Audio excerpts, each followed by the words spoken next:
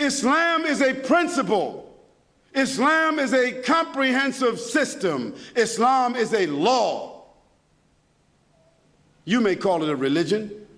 I don't like to use that word. It's too restricting. When we say religion, a whole lot of things just come up in the mind from all the movies and books and things that we've read. Religion seems like kind of restriction, like a suit you might wear, like going into some place like it might be to some people virtual reality. You've heard of that, right? So like virtual reality, you can pay for, you can go somewhere and develop and have your own religion. But Islam is not like that. No, it's not like that.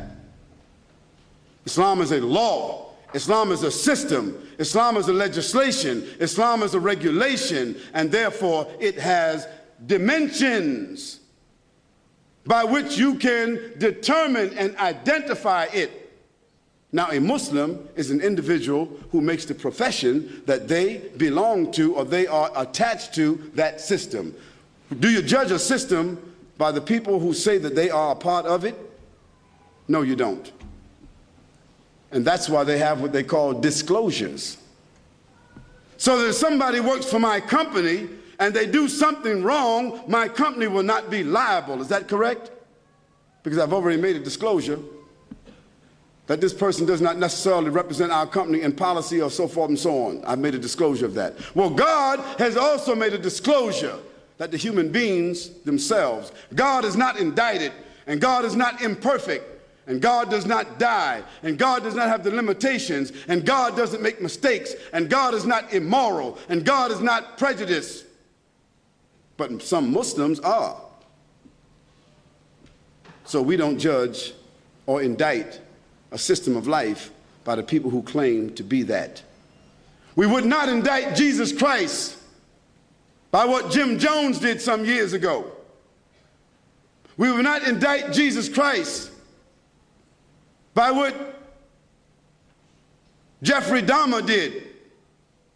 We would not indict Jesus Christ by what Charles Manson did. We would not indict Jesus Christ by the Oklahoma bomber. What was his name? Timothy McVeigh. Was he a Christian fundamentalist? We would not indict him. We would not call any of those people Christian fanatics, Christian terrorists. We would not say that the IRA in Ireland, that they are Christian fanatics. We don't say that.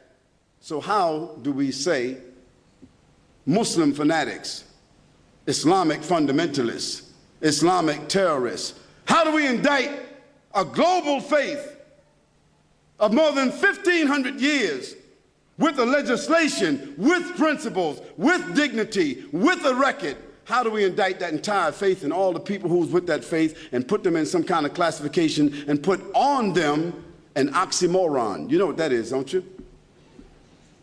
An oxymoron is a word that means just the opposite of what you put next to it. Islamic terrorist, Islamic fanatic. Those are oxymorons. A person cannot be Islamic by definition if they are fanatic. They cannot be. Because Islam is a system of peace, a system of submission and surrender to God, a system of dignity. Now, if somebody who's a Muslim doesn't act that way, if a Muslim acts as a criminal way, what are they? They're a Muslim criminal, is that correct? If a Christian doesn't act the way Jesus Christ spoke, how he lived and his message, if a Christian commits a crime, what are they? A Christian criminal. A Jewish person commits a crime, what are they? A Jewish criminal. A Buddhist, a Hindu, or anyone else that commits a crime, they are what? Criminals. But you don't indict the faith because of the criminal, do you?